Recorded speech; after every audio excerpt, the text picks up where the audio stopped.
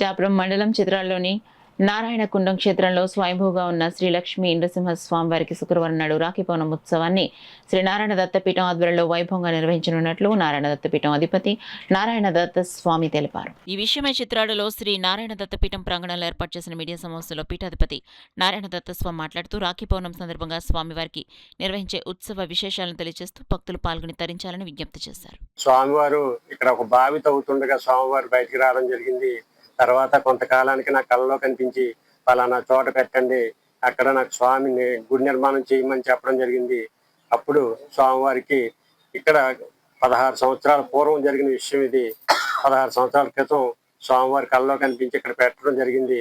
అప్పటి నుండి స్వామి భక్తులందరూ కూడా తండోపతండాలుగా వస్తూ స్వామివారిని సేవించి అనేక రకములైన బాధల నుండి బయటపడడం జరుగుతూ ఉంది. శ్రీపాదులు వారు గుర్రబండిపై చిత్రాడ ఈ గ్రామానికి రావడం జరిగింది.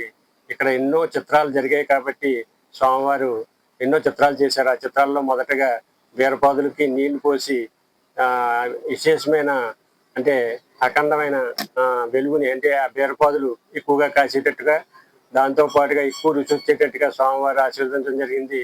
బెల్లమంగళుడికి చింతామణికి కూడా ఇక్కడ శాప విమోచనం చేసి వారికి ఋషీశ్వరులుగా తయారు చేయడం జరిగింది.